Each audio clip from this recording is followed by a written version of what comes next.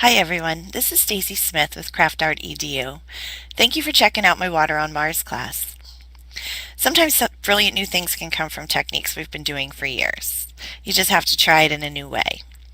Water from Mars came about when I was rolling snakes and balls of clay to create new beads, techniques we've all been doing since our days in Play-Doh. However, when I cured my pieces and used them as a mold instead, something magical happened. It looked like dried mud in stream beds or the surface of another planet. Thus, water on Mars. Here are the supplies and tools that you will need for this class.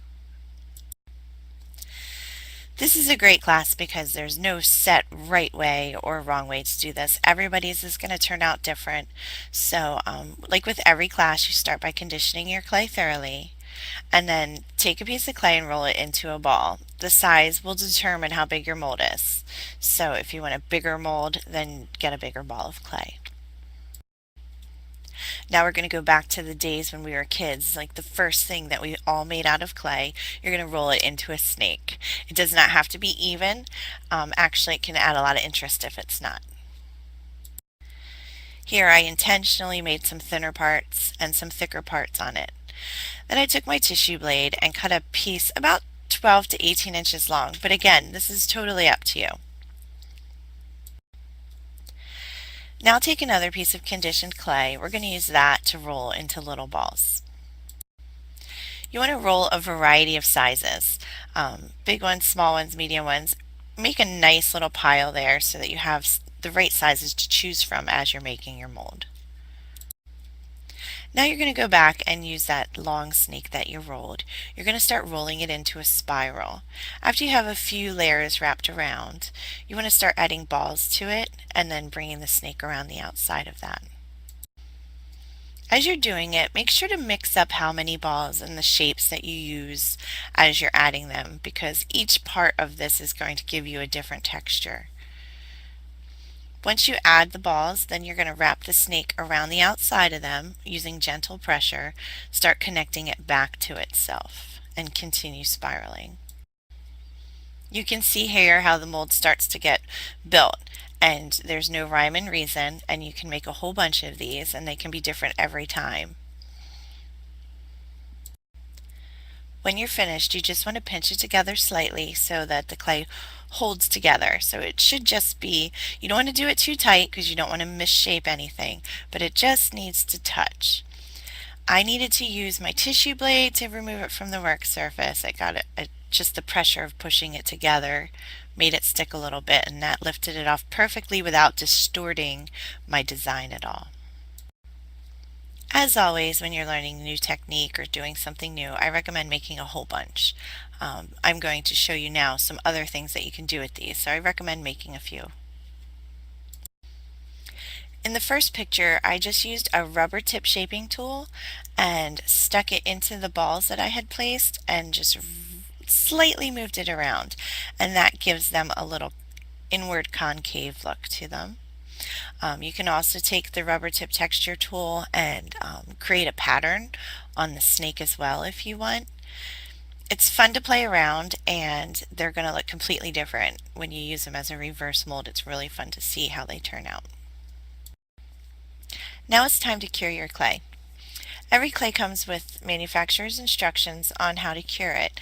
There is a target temperature and an amount of time that it needs to be at that temperature for it to fully cure. You want to make sure that it stays at that temperature for the proper amount of time. So you have to account for preheating and for uneven heating in your oven. I highly recommend using a really good oven thermometer. I have a laser one that I love. You can just crack the door and peek it in and you know exactly where the temperature is at. And I sometimes have to fire it for an hour just to hit like a 20-minute target time of that right temperature. I also like to bake on pizza stones. There's a million ways to bake polymer clay, but I find that they heat very evenly. They never give me brown spots. They never give me shiny spots. And I can even put round beads on here and they don't flop or get a flat spot on them. So it's my go-to. So I wanted to just share that tip with you guys. Now that your molds are cured, it's time to make some beads with it.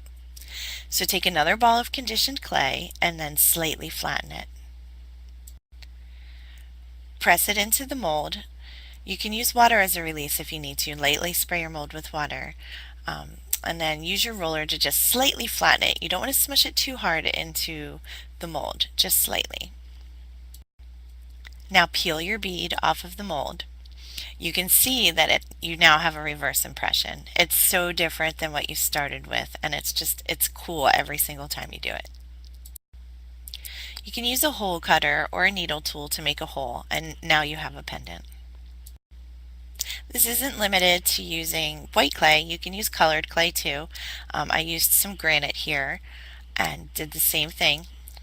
Pressed it into a different mold, used my roller. Again, peel it off carefully and you have a reverse image. This one really kind of looks like stone from using the granite. And we also used a different mold here. It's the one that I put divots in. So then you can see that the reverse is then a three-dimensional round shape on your bead.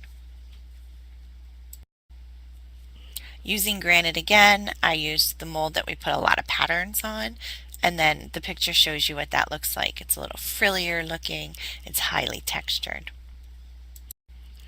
Since you made multiple molds to choose from, you can also do double-sided beads. And you're going to do it the same way. Roll a ball, push it in slightly, and then take a second mold. Now put it on the other side and smush it like a sandwich. You don't need a lot of pressure. Then gently pull it open. Now you have a pattern on both sides. You can use a needle tool or the etch and pearl tool to make a hole through the middle. Again, bake your beads. Once they're cured, we can move on to painting them.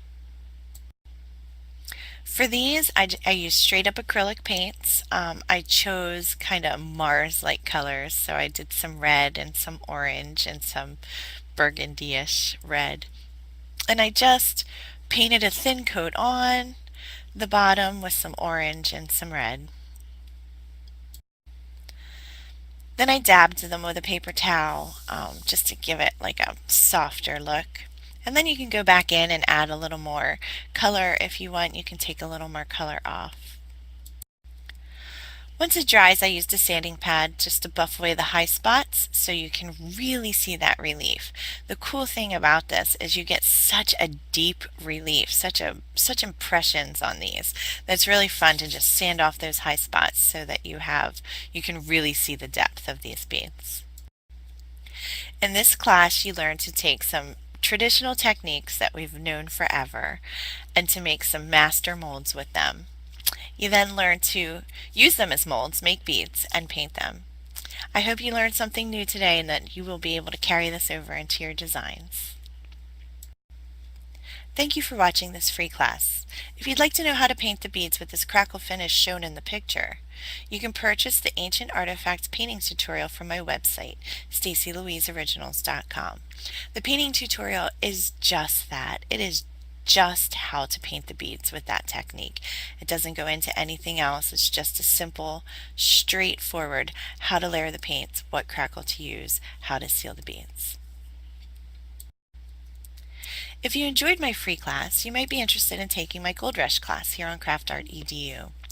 It not only teaches you how to make beads, a full piece of jewelry, to do this rustic crackle, it also teaches you the painting techniques that I referred to on my tutorial on the page before. If you're interested in this class, that covers everything. There would be no need to purchase the tutorial. You can also find me on Facebook to stay up to date on what I'm doing day to day. Thank you again.